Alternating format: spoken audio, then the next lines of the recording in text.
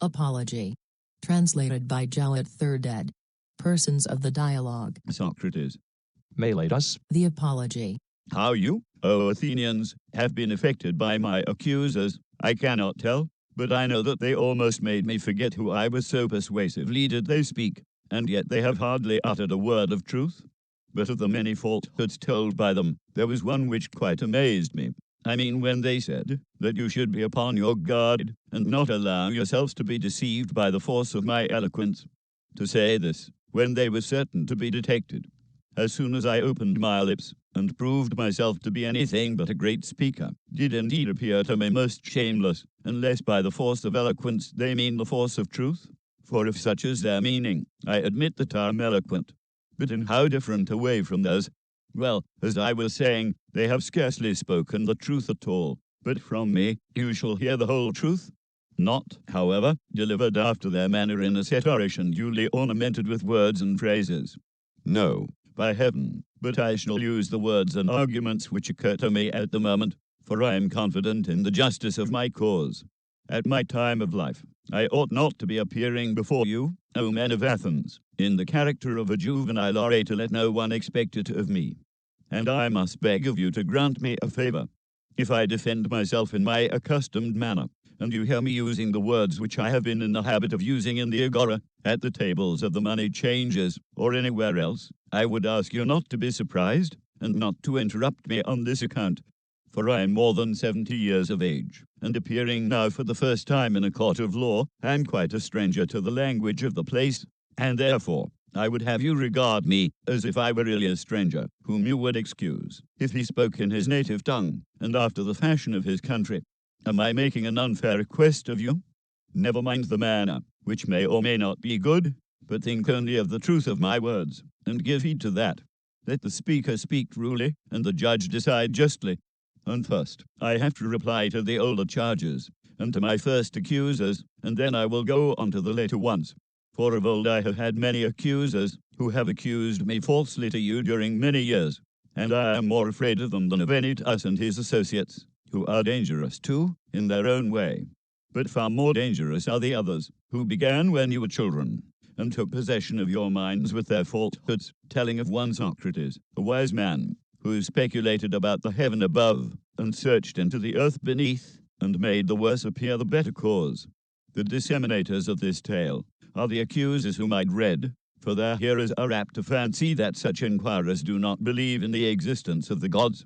And they are many, and their charges against me are of ancient date, and they were made by them in the days when you were more impressible than you are now in childhood, or it may have been in youth, and the cause, when heard, went by default, for there was none to answer.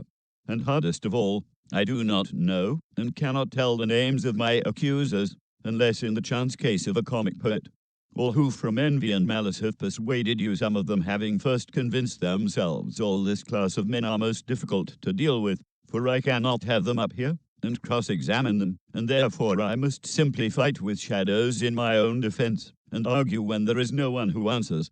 I will ask you then to assume with me, as I was saying, that my opponents are of two kinds, one recent, the other ancient, and I hope that you will see the propriety of my answering the latter first, for these accusations you heard long before the others, and much oftener. Well, then, I must make my defense, and endeavor to clear away in a short time a slander which has lasted a long time. May I succeed, if to succeed be for my good and yours, or likely to avail me in my cause. The task is not an easy one. I quite understand the nature of it, and so, leaving the event with God, in obedience to the law, I will now make my defense. I will begin at the beginning, and ask what is the accusation which has given rise to the slander of me, and in fact has encouraged Meletus to prefer this charge against me. Well, what do the slanderers say? They shall be my prosecutors, and I will sum up their words in an affidavit. Socrates is an evildoer and a curious person, who searches into things under the earth and in heaven, and he makes the worse appear the better cause, and he teaches the aforesaid doctrines to others. Such is the nature of the accusation. It is just what you have yourselves seen in the comedy of Aristophanes, who has introduced a man whom he calls Socrates, going about and saying that he walks in air, and talking a deal of nonsense concerning matters of which I do not pretend to know either much or little, not that I mean to speak disparagingly of anyone who is a student of natural philosophy. I should be very sorry if Meletus could bring so grave a charge against me, but the simple truth is, O Athenians, that I have nothing to do with physical speculations. Very many of those here present are witnesses to the truth of this, and to them I appeal. Speak then, you who have heard me, and tell your neighbors, whether any of you have ever known me hold forth in few words, or in many upon such matters. You hear their answer, and from what they say of this part of the charge you will be able to judge of the truth of the rest. As little foundation is there for the report, that I am a teacher, and take money. This accusation has no more truth in it than the other. Although, if a man were really able to instruct mankind, to receive money for giving instruction would, in my opinion, be an honor to him. There is Gorgias of Leontium, and Prodicus of Ceos, and Hippias of Elis, who go the round of the cities, and are able to persuade the young men to leave their own citizens by whom they might be taught for nothing, and come to them whom they not only pay, but are thankful if they may be allowed to pay them. There is at this time a Parian philosopher residing in Athens, of whom I have heard, and I came to hear of him in this way.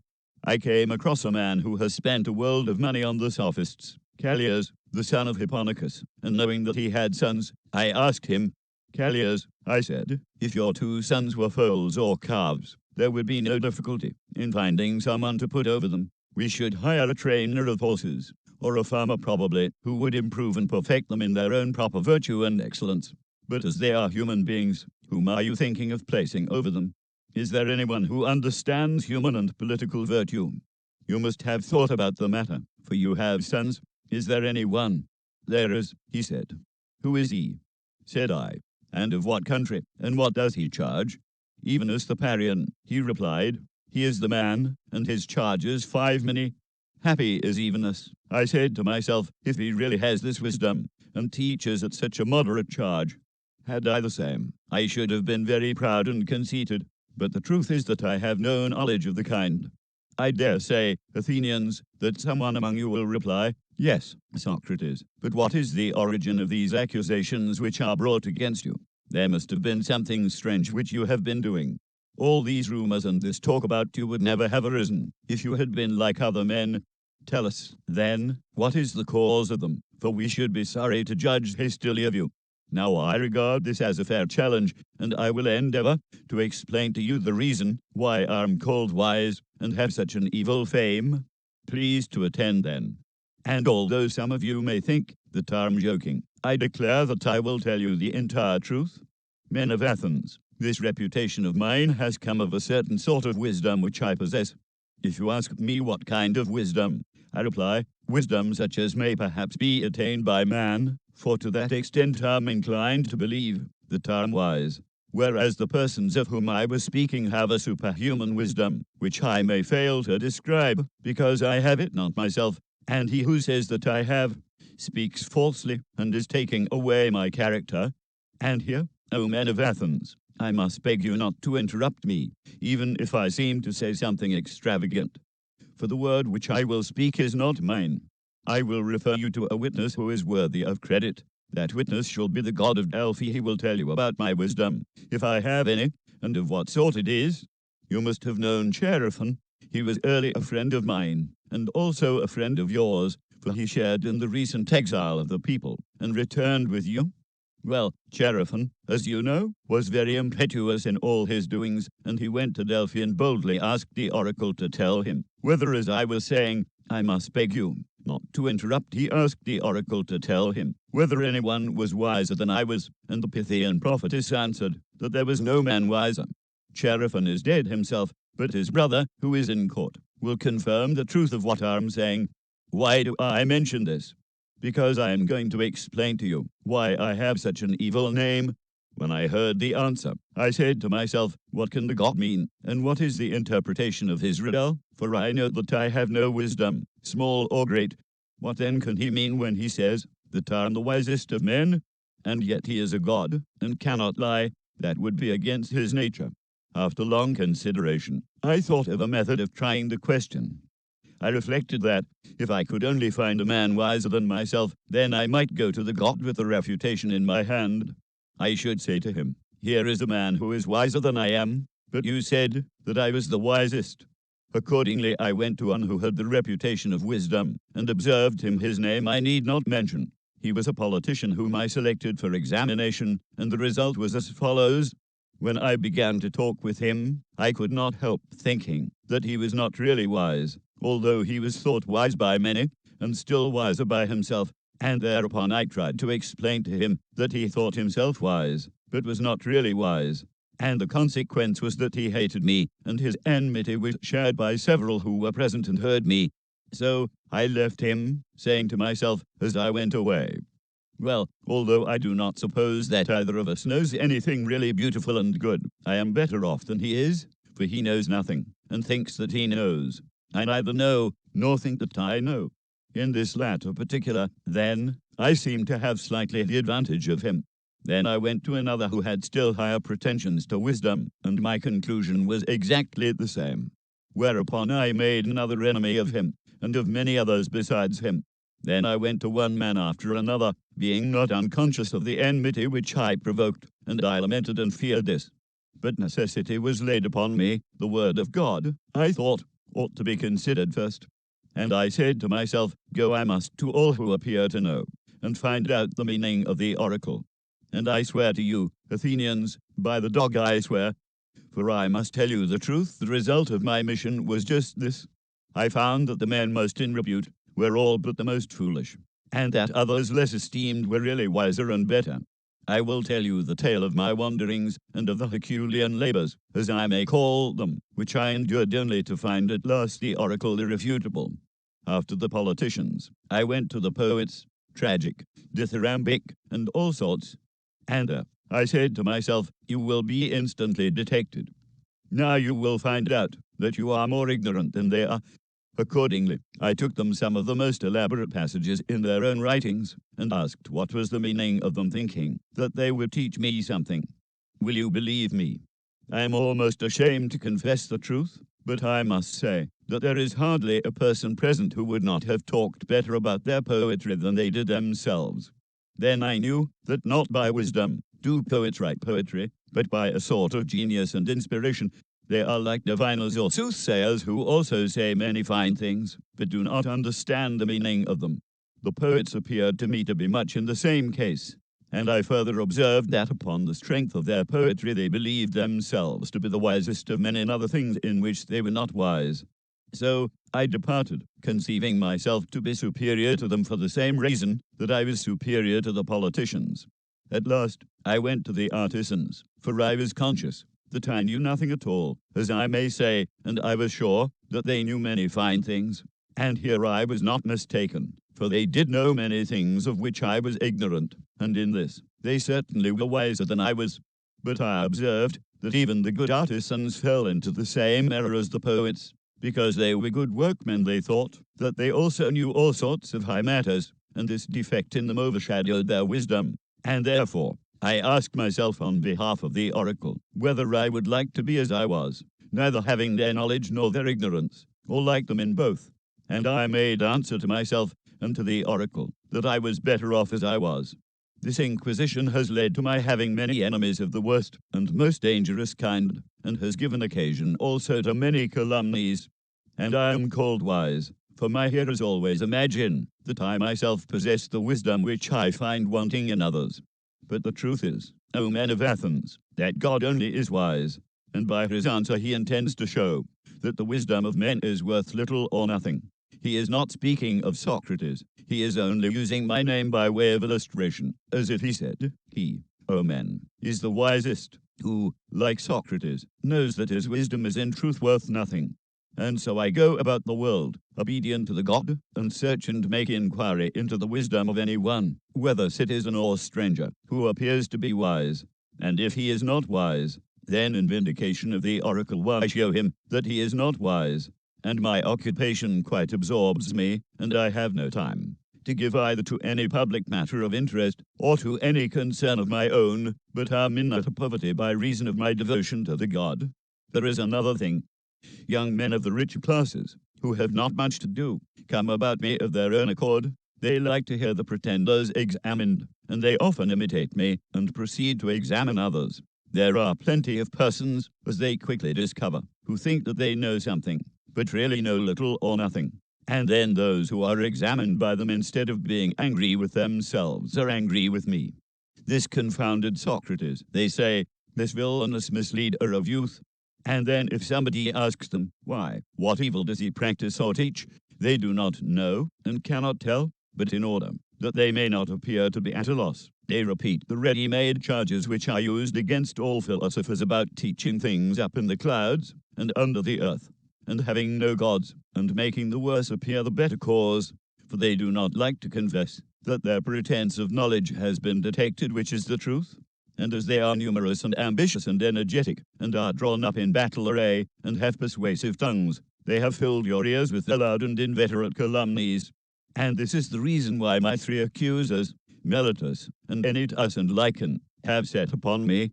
Meletus, who has a quarrel with me on behalf of the poets, Theaetetus, on behalf of the craftsmen and politicians, Lycon, on behalf of the rhetoricians. And as I said at the beginning, I cannot expect to get rid of such a mass of calumny all in a moment. And this, O men of Athens, is the truth and the whole truth. I have concealed nothing, I have dissembled nothing. And yet, I know that my plainness of speech makes them hate me, and what is their hatred, but a proof that I am speaking the truth?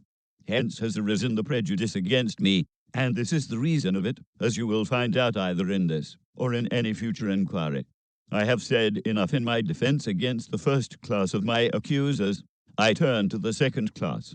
They are headed by Meletus, that good man and true lover of his country, as he calls himself. Against these two, I must try to make a defense. Let their affidavit be read. It contains something of this kind. It says that Socrates is a doer of evil, who corrupts the youth, and who does not believe in the gods of the state, but has other new divinities of his own.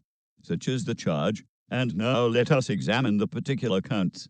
He says that I am a doer of evil, and corrupt the youth. But I say, O men of Athens, that Meletus is a doer of evil, in that he pretends to be in earnest, when he is only in jest, and is so eager to bring men to trial from a pretended zeal and interest about matters in which he really never had the smallest interest. And the truth of this I will endeavor to prove to you. Come hither, Meletus, and let me ask a question of you. You think a great deal about the improvement of youth? Yes, I do. Tell the judges, then, who is their improver. For you must know, as you have taken the pains to discover their corrupter, and are citing and accusing me before them. Speak, then, and tell the judges who their improver is. Observe, Meletus, that you are silent, and have nothing to say. But is not this rather disgraceful, and a very considerable proof of what I was saying, that you have no interest in the matter? Speak up, friend, and tell us who their improver is. The laws. But that, my good sir, is not my meaning. I want to know who the person is who, in the first place, knows the laws.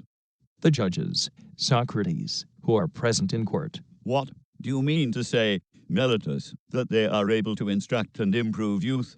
Certainly they are. What? All of them, or some only and not others? All of them. By the goddess here, that is good news. There are plenty of improvers, then. And what do you say of the audience? Do they improve them? Yes, they do. And the senators?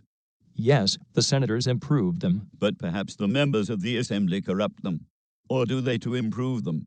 They improve them. Then every Athenian improves and elevates them, all with the exception of myself, and I alone am their corrupter. Is that what you affirm? That is what I stoutly affirm. I am very unfortunate, if you are right. But suppose I ask you a question. How about horses? Does one man do them harm, and all the world good? Is not the exact opposite the truth? One man is able to do them good, or at least not many. The trainer of horses, that is to say, does them good, and others who have to do with them rather injure them. Is not that true, Meletus, of horses, or of any other animals? Most assuredly it is, whether you and Theaetetus say yes or no. Happy indeed would be the condition of youth, if they had one corrupter only, and all the rest of the world were their improvers. But you, Meletus, have sufficiently shown that you never had a thought about the young. Your carelessness is seen in your not caring about the very things which you bring against me. And now, Meletus, I will ask you another question by Zeus I will. Which is better, to live among bad citizens, or among good ones? Answer, friend, I say, the question is one which may be easily answered. Do not the good do their neighbors good, and the bad do them evil? Certainly. And is there anyone who would rather be injured than benefited by those who live with him? Answer, my good friend, the law requires you to answer. Does anyone like to be injured? Certainly not. And when you accuse me of corrupting and deteriorating the youth, you allege that I corrupt them intentionally or unintentionally. Intentionally, I say. But you have just admitted that the good do their neighbors good, and the evil do them evil. Now, is that a truth which your superior wisdom has recognized thus early in life? And am I, at my age, in such darkness and ignorance as not to know that, if a man with whom I have to live is corrupted by me, I am very likely to be harmed by him. And yet I corrupt him, and intentionally, too, so you say, although neither I nor any other human being is ever likely to be convinced by you, but either I do not corrupt them, or I corrupt them unintentionally, and on either view of the case, you lie. If my offense is unintentional, the law has no cognizance of unintentional offenses.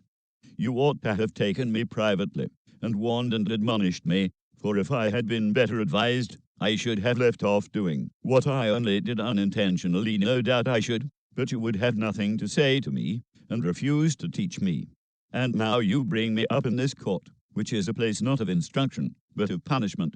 It will be very clear to you, Athenians, as I was saying, that Meletus has no care at all, great or small, about the matter. But still I should like to know, Meletus, in what I am affirmed to corrupt the young? I suppose you mean, as I infer from your indictment, that I teach them not to acknowledge the gods which the state acknowledges, but some other new divinities or spiritual agencies in their stead.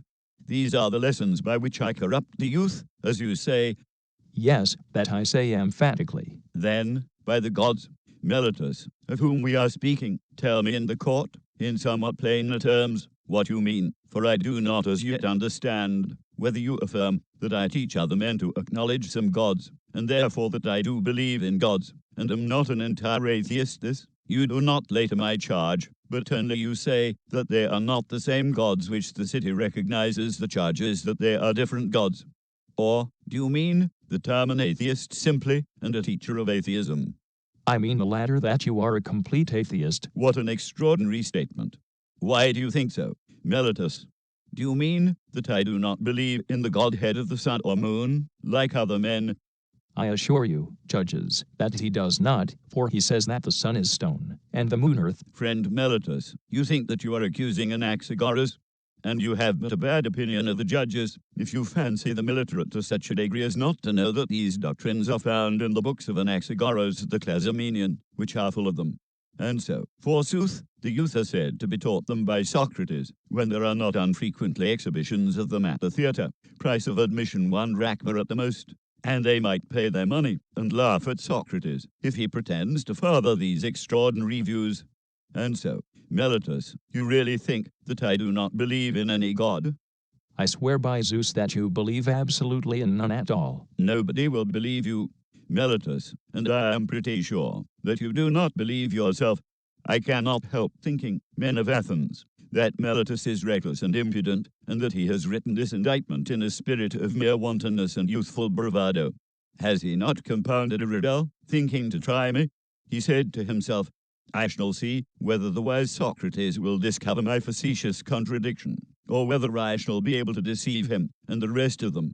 For he certainly does appear to me to contradict himself in the indictment as much as if he said that Socrates is guilty of not believing in the gods, and yet of believing in them. But this is not like a person who is in earnest. I should like you, O men of Athens, to join me in examining what I conceive to be his inconsistency. And you, Meletus, answer. And I must remind the audience of my request that they would not make a disturbance if I speak in my accustomed manner. Did ever man, Meletus, believe in the existence of human things, and not of human beings? I wish, men of Athens, that he would answer, and not be always trying to get up an interruption. Did ever any man believe in horsemanship, and not in horses, or in flute playing, and not in flute players? No, my friend, I will answer to you, and for the court, as you refuse to answer for yourself. There is no man who ever did. But now please to answer the next question. Can a man believe in spiritual and divine agencies, and not in spirits or demigods? He cannot. How lucky I am to have extracted that answer by the assistance of the court. But then you swear in the indictment that I teach and believe in divine or spiritual agencies, new or old, no matter for that. At any rate, I believe in spiritual agencies, so you say and swear in the affidavit.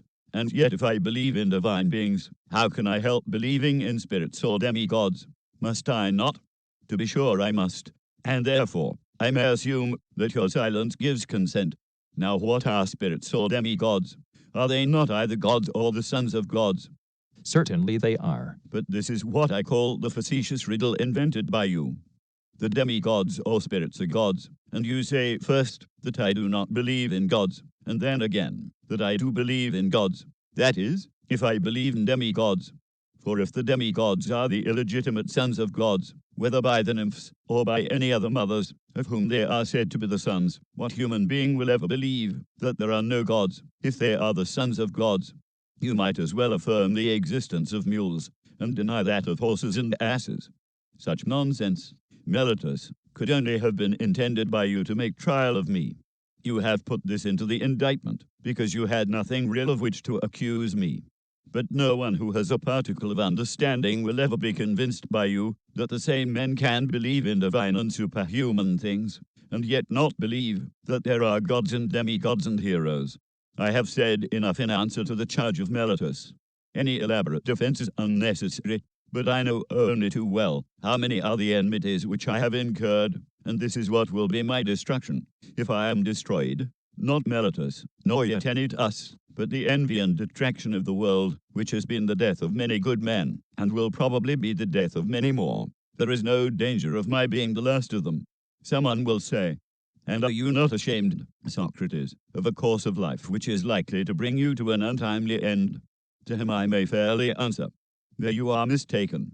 A man who is good for anything ought not to calculate the chance of living or dying. He ought only to consider whether in doing anything he is doing right, or wrong, acting the part of a good man, or of a bad.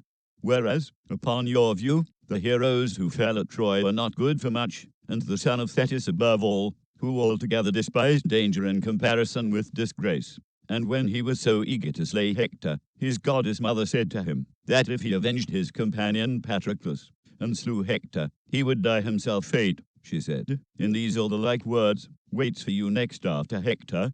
He, receiving this warning, utterly despised danger and death, and instead of fearing them, feared rather to live in dishonor, and not to avenge his friend.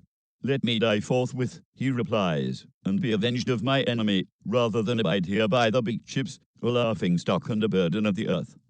Had Achilles any thought of death and danger? For wherever a man places, whether the place which he has chosen, or that in which he has been placed by a commander, there he ought to remain in the hour of danger. He should not think of death, or of anything but of disgrace. And this, O men of Athens, is a true saying. Strange, indeed, would be my conduct, O men of Athens, if I who, when I was ordered by the generals whom you chose to command me at Ptodia and Amphipolis and Delium, remained where they placed me, like any other man, facing death. If now, when, as I conceive and imagine, God orders me to fulfill the philosopher's mission of searching into myself and other men, I were to desert my post through fear of death, or any other fear, that would indeed be strange, and I might justly be arraigned in court for denying the existence of the gods, if I disobeyed the oracle, because I was afraid of death, fancying that I was wise, when I was not wise.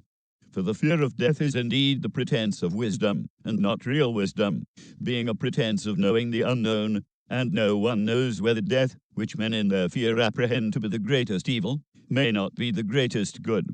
Is not this ignorance of a disgraceful sort, the ignorance which is the conceit, that a man knows what he does not know? And in this respect only I believe myself to differ from men in general, and may perhaps claim to be wiser than they are, that whereas I know but little of the world below, I do not suppose that I know.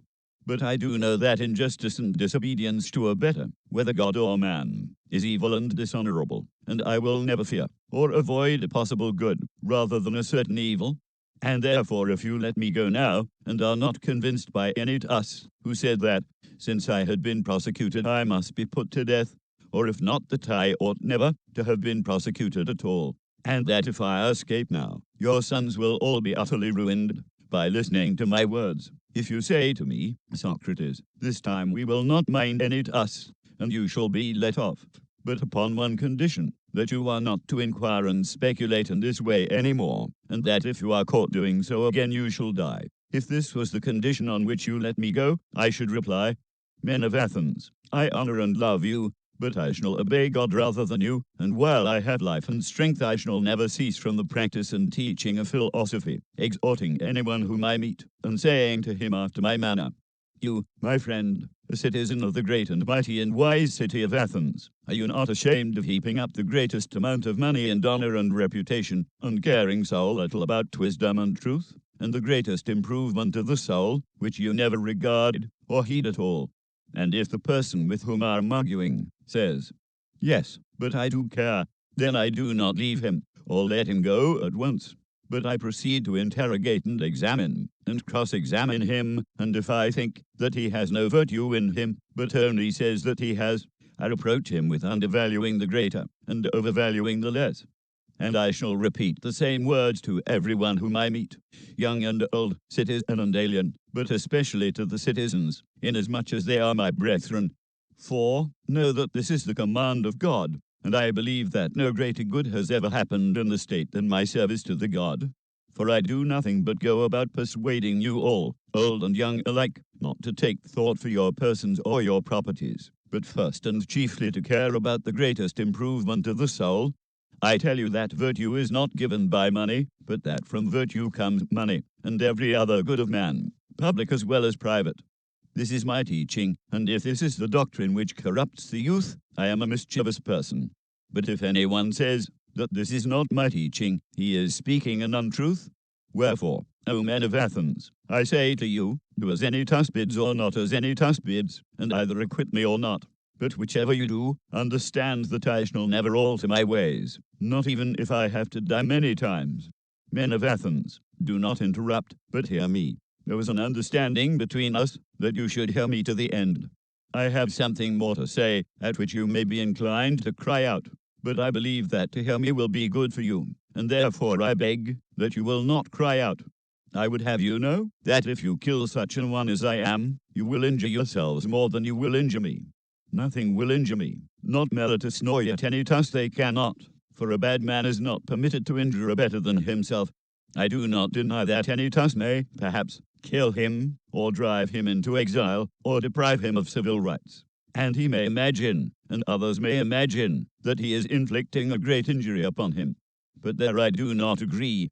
For the evil of doing as he is doing, the evil of unjustly taking away the life of another is greater far. And now, Athenians, I am not going to argue for my own sake, as you may think, but for yours, that you may not sin against the God by condemning me, who am his gift to you. For if you kill me, you will not easily find a successor to me, who, if I may use such a ludicrous figure of speech, am a sort of gadfly given to the state by God. And the state is a great and noble steed who is tardy in his motions owing to his very size, and requires to be stirred into life. And that gadfly which God has attached to the state, and all day long, and in places, am always fastening upon you, arousing and persuading and reproaching you. You will not easily find another like me, and therefore I would advise you to spare me. I dare say that you may feel out of temper, like a person who is suddenly awakened from sleep, and you think that you might easily strike me dead as Anytus advises, and then you would sleep on for the remainder of your lives, unless God in his care of you sent you another gadfly. When I say the term given to you by God, the proof of my mission is this. If I had been like other men, I should not have neglected all my own concerns, or patiently seen the neglect of them during all these years, and have been doing yours, coming to you individually like a father or elder brother, exhorting you to regard virtue. Such conduct, I say, would be unlike human nature. If I had gained anything, or if my exhortations had been paid, there would have been some sense in my doing so. But now, as you will perceive, not even the impudence of my accusers dares to say that I have ever exacted or sought pay of any one. Of that they have no witness. And I have a sufficient witness to the truth of what I say my poverty, Someone may wonder why I go about in private giving advice and busying myself with the concerns of others, but do not venture to come forward in public and advise the state. I will tell you why. You have heard me speak at sundry times, and in divers places of an oracle, or sign which comes to me, and is the divinity which Meletus ridicules in the indictment. This sign, which is a kind of voice, first began to come to me when I was a child. It always forbids, but never commands me to do anything which I am going to do. This is what deters me from being a politician. And rightly, as I think. For I am certain, O men of Athens, that if I had engaged in politics, I should have perished long ago, and done no good either to you or to myself. And do not be offended at my telling you the truth. For the truth is, that no man who goes to war with you or any other multitude, honestly striving against the many lawless and unrighteous deeds which are done in a state, will save his life. He who will fight for the right, if he would live even for a brief space, must have a private station, and not a public one. I can give you convincing evidence of what I say, not words only, but what you value far more, actions. Let me relate to you a passage of my own life which will prove to you that I should never have yielded to injustice from any fear of death, and that as I should have refused to yield, I must have died at once. I will tell you a tale of the courts, not very interesting perhaps, but nevertheless true. The only office of state which I ever held, O men of Athens, was that of senator. The tribe Antarchus, which is my tribe, had the presidency at the trial of the generals who had not taken up the bodies of the slain after the battle of Arginiae, and you proposed to try them in a body, contrary to law, as you all thought afterwards. But at the time I was the only one of the Prytans who was opposed to the illegality, and I gave my vote against you. And when the orators threatened to impeach and arrest me, and you called and shouted, I made up my mind that I would run the risk, having law and justice with me, rather than take part in your injustice, because I feared imprisonment and death. This happened in the days of the democracy. But when the oligarchy of the 30 was in power, they sent for me, and 4 others into the rotunda, and bade us bring Leon the Salaminian from Salamis, as they wanted to put him to death. This was a specimen of the sort of commands which they were always giving with the view of implicating as many as possible in their crimes. And then I showed, not in word only but in deed, that, if I may be allowed to use such an expression, I cared not a straw for death, and that my great and only care was lest I should do an unrighteous or unholy thing. For the strong arm of that oppressive power did not frighten me into doing wrong, and when we came out of the rotunda the other 4 went to Salamis and fetched Leon, but I went quietly home, for which I might have lost my life, had not the power of the 30 shortly afterwards come to an end. And many will witness to my words. Now, do you really imagine that I could have survived all these years if I had led a public life, supposing that like a good man I had always maintained the right and had made justice, as I ought, the first thing? No, indeed, men of Athens, neither I nor any other man. But I have been always the same in all my actions, public as well as private, and never have I yielded any base compliance to those who are slanderously termed my disciples, or to any other. Not that I have any regular disciples, but if anyone likes to come and hear me while I am pursuing my mission, whether he be young or old, he is not excluded. Nor do I converse only with those who pay, but anyone, whether he be rich or poor, may ask and answer me, and listen to my words. And whether he turns out to be a bad man or a good one, neither result can be justly imputed to me, for I never taught or professed to teach him anything. And if anyone says that he has ever learned or heard anything from me in private which all the world has not heard, let me tell you that he is lying. But I shall be asked, why do people delight in continually conversing with you? I have told you already, Athenians, the whole truth about this matter. They like to hear the cross-examination of the pretenders to wisdom. There is amusement in it. Now this duty of cross-examining other men has been imposed upon me by God, and has been signified to me by oracles, visions, and in every way in which the will of divine power was ever intimated to anyone. This is true, O Athenians, or, if not true, would be soon refuted. If I am or have been corrupting the youth, those of them who are now grown up, and have become sensible, that I gave them bad advice in the days of their youth, should come forward as accusers, and take their revenge, or if they do not like to come themselves, some of the relatives, fathers, brothers, or other kinsmen, should say what evil their families have suffered at my hands. Now is their time. Many of them, I see, in the court. There is Crito, who is of the same age, and of the same deme with myself, and there is Critobulus his son, whom I also see. Then again there is Lysanias of Statesman, who is the father of Aeschines, he is present, and also there is Euthyphro of Sophist, who is the father of Epigenes, and there are the brothers of several who have associated with me. There is Nicostratus, the son of Theodotides, and the brother of Theaetetus. Now Theaetetus himself is dead, and therefore he, at any rate, will not seek to stop him. And there is Paralus, the son of Demodocus, who had a brother Theaetetus, and Adamantus, the son of Ariston, whose brother Plato is present, and Diodorus, who is the brother of Apollodorus, whom I also see. I might mention a great many others, some of whom Meletus should have produced as witnesses in the course of his speech, and let him still produce them. If he has forgotten, I will make way for him. And let him say, if he has any testimony of the sort which he can produce. Nay, Athenians, the very opposite is the truth. For all these are ready to witness on behalf of the corrupter, of the injurer of their kindred, as Meletus and Anytus call me, not the corrupted youth only, there might have been a motive for that, but their uncorrupted elder relatives. Why should they too support me with their testimony? Why, indeed, except for the sake of truth and justice, and because they know that I am speaking the truth, and that Meletus is a liar. Well, Athenians, this and the like of this is all the defense which I have to offer. Yet a word more. Perhaps there may be someone who is offended at me when he calls to mind how he himself on a similar, or even a less serious occasion, prayed and entreated the judges with many tears, and how he produced his children in court, which was a moving spectacle, together with a host of relations and friends, whereas I, who am probably in danger of my life, will do none of these things. The contrast may occur to his mind, and he may be set against me, and vote in anger, because he is displeased at me on this account.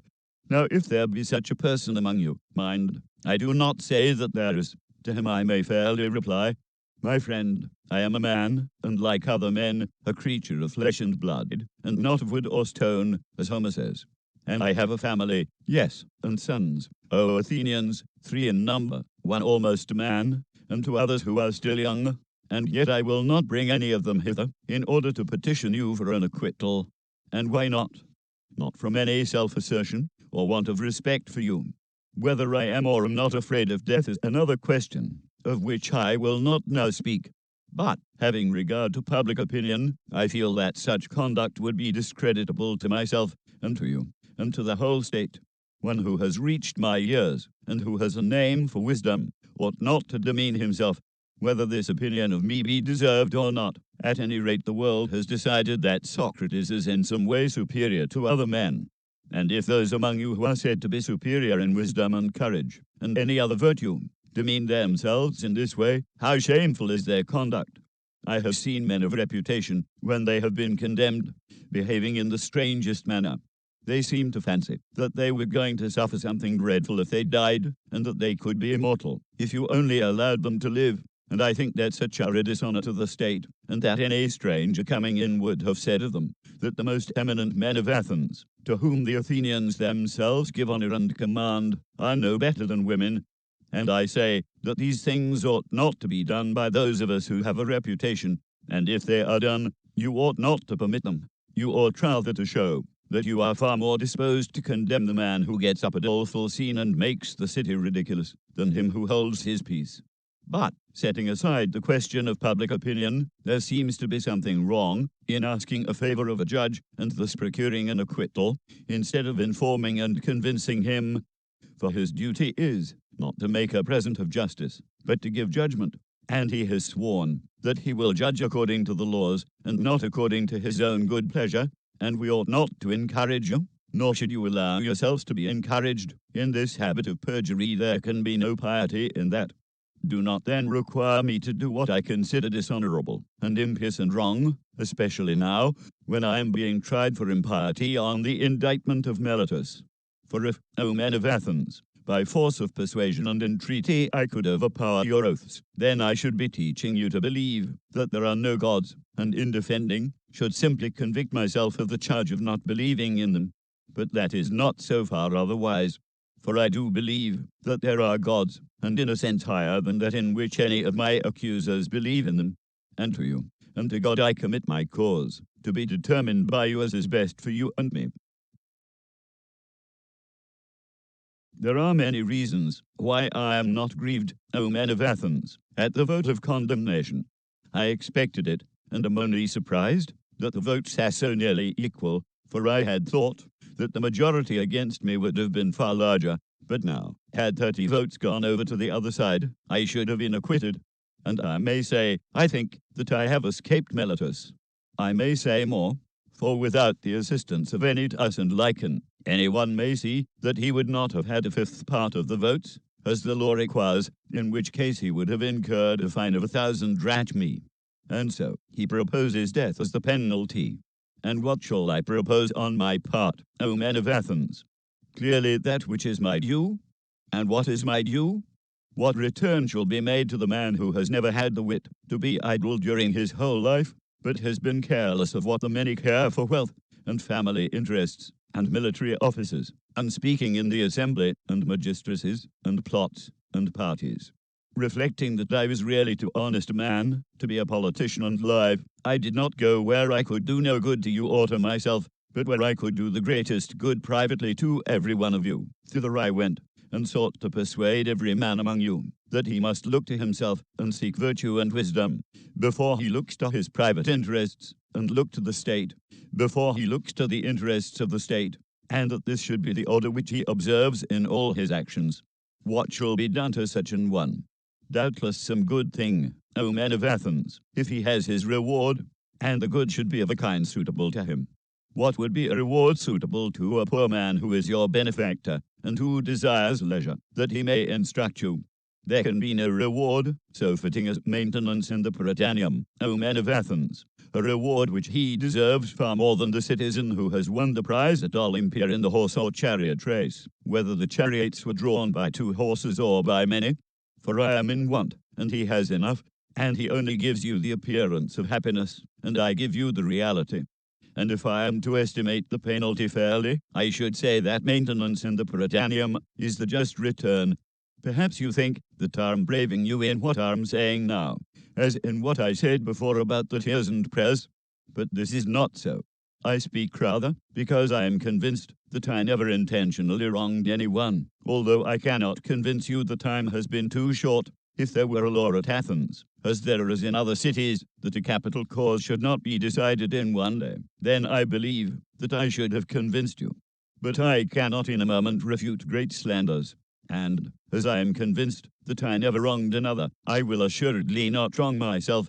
I will not say of myself that I deserve any evil, or propose any penalty. Why should I? Because I am afraid of the penalty of death which Meletus proposes? When I do not know whether death is a good or an evil, why should I propose a penalty which would certainly be an evil? Shall I say imprisonment? And why should I live in prison, and be the slave of the magistrates of the year of the 11? Or shall the penalty be a fine, and imprisonment until the fine is paid? There is the same objection. I should have to lie in prison, for money I have none, and cannot pay. And if I say exile, and this may possibly be the penalty which you will affix, I must indeed be blinded by the love of life, if I am so irrational as to expect that when you, who are my own citizens, cannot endure my discourses and words, and have found them so grievous and odious, that you will have no more of them, others are likely to endure me. No, indeed, men of Athens, that is not very likely. And what a life should I lead, at my age, wandering from city to city, ever changing my place of exile, and always being driven out? For I am quite sure that wherever I go, as here, the young men will flock to me, and if I drive them away, their elders will drive me out at their request, and if I let them come, their fathers and friends will drive me out for their sakes. Someone will say, "Yes, Socrates, but cannot you hold your tongue, and then you may go into a foreign city, and no one will interfere with you?" Now I have great difficulty in making you understand my answer to this. For if I tell you that to do as you say would be a disobedience to the god, and therefore that I cannot hold my tongue, you will not believe that I am serious. And if I say again that daily to discourse about virtue, and of those other things about which you hear me examining myself and others, is the greatest good of man, and that the unexamined life is not worth living, you are still less likely to believe me. Yet I say what is true, although a thing of which it is hard for me to persuade you.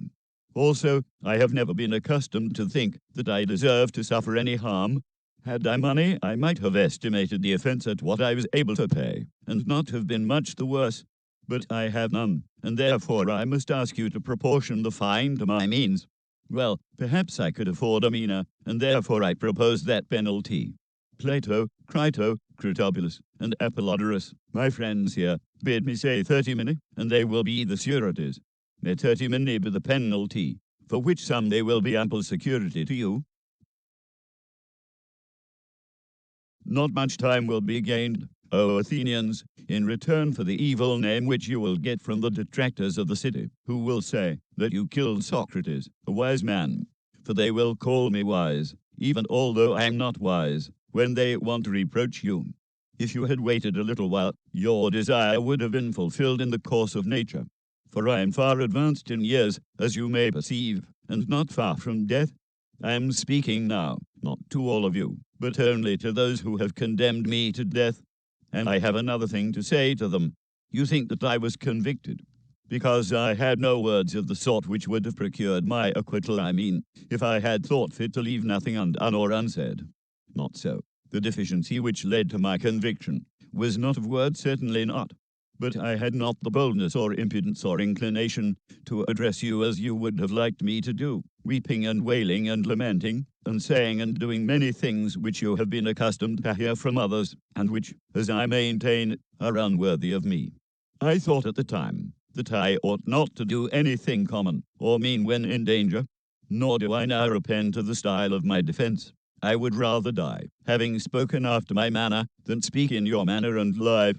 For neither in war, nor yet at law, ought I or any man to use every way of escaping death. Often in battle there can be no doubt that if a man will throw away his arms and fall on his knees before his pursuers, he may escape death. And in other dangers there are other ways of escaping death, if a man is willing to say and do anything. The difficulty, my friends, is not to avoid death, but to avoid unrighteousness. For that runs faster than death. I am old and move slowly, and the slow runner has overtaken me, and my accusers are keen and quick, and the fast runner, who is unrighteousness, has overtaken them. And now I depart hence, condemned by you to suffer the penalty of death. They too go their ways, condemned by the truth, to suffer the penalty of villainy and wrong. And I must abide by my award, let them abide by theirs. I suppose that these things may be regarded as fated, and I think that they are well. And now, O men who have condemned me, I would fain prophesy to you, for I am about to die, and in the hour of death men are gifted with prophetic power. And I prophesy to you who are my murderers, that immediately after my departure punishment far heavier than you have inflicted on me will surely await you. Me you have killed, because you wanted to escape the accuser, and not to give an account of your lives. But that will not be as you suppose, far otherwise. For I say that there will be more accusers of you than there are now, accusers whom hitherto I have restrained. And as they are younger they will be more inconsiderate with you, and you will be more offended at them. If you think that by killing men you can prevent someone from censuring your evil lives, you are mistaken. That is not a way of escape which is either possible or honorable. The easiest and the noblest way is not to be disabling others, but to be improving yourselves. This is the prophecy which I uttered before my departure to the judges who have condemned me. Friends who would have acquitted me, I would like also to talk with you about the thing which has come to pass, while the magistrates are busy, and before I go to the place at which I must die. Stay then a little, for we may as well talk with one another while there is time. You are my friends, and I should like to show you the meaning of this event which has happened to me. O my judges for you, I may truly call judges, I should like to tell you of a wonderful circumstance. Hitherto the divine faculty of which the internal oracle is the source has constantly been in the habit of opposing me even about trifles, if I was going to make a slip or error in any matter. And now as you see there has come upon me that which may be thought, and is generally believed to be, the last and worst evil. But the oracle made no sign of opposition, either when I was leaving my house in the morning, or when I was on my way to the court, or while I was speaking at anything which I was going to say, and yet I have often been stopped in the middle of a speech, but now in nothing I either said or did touching the matter in hand has the oracle opposed me. What do I take to be the explanation of this silence? I will tell you. It is an intimation that what has happened to me is a good, and that those of us who think that death is an evil are in error. For the customary sign would surely have opposed me had I been going to evil, and not to good. Let us reflect in another way, and we shall see that there is great reason to hope that death is a good. For one of two things: either death is a state of nothingness and utter unconsciousness, or, as men say, there is a change and migration of the soul from this world to another. Now, if you suppose that there is no consciousness, but a sleep like the sleep of him who is undisturbed even by dreams, death will be an unspeakable gain. For if a person were to select the night in which his sleep was undisturbed even by dreams, and were to compare with this the other days and nights of his life, and then were to tell us how many days and nights he had passed in the course of his life better and more pleasantly than this one, I think that any man, I will not say a private man, but even the great king will not find many such days or nights, when compared with the others. Now if death be of such a nature, I say that to die is gain, for eternity is then only a single night.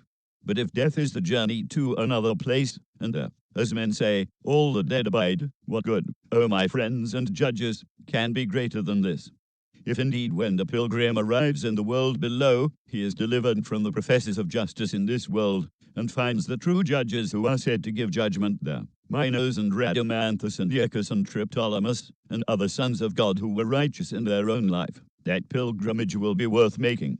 What would not a man give, if he might converse with Orpheus and Musaeus and Hesiod and Homer?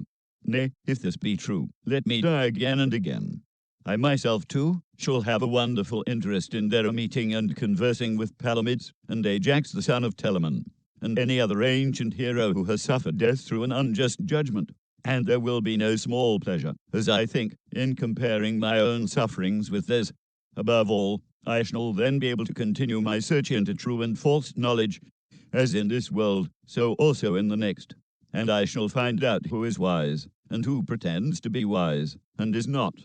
What would not a man give, O judges, to be able to examine the leader of the great Trojan expedition, or Odysseus or Sisyphus, or numberless others, men and women too?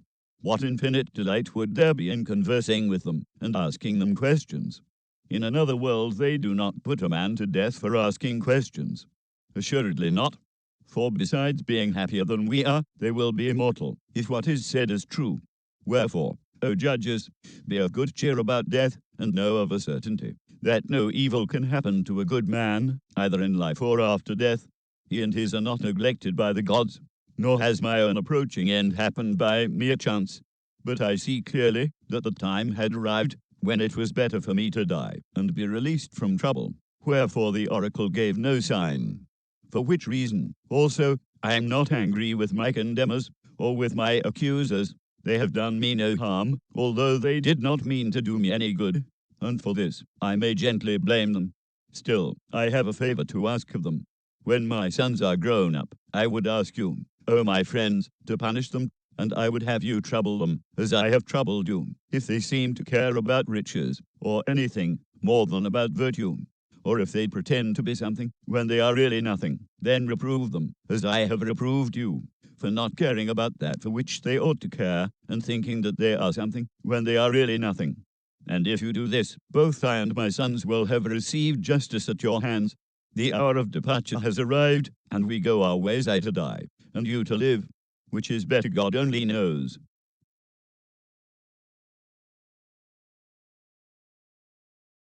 False words are not only evil in themselves, but they infect the mind with evil.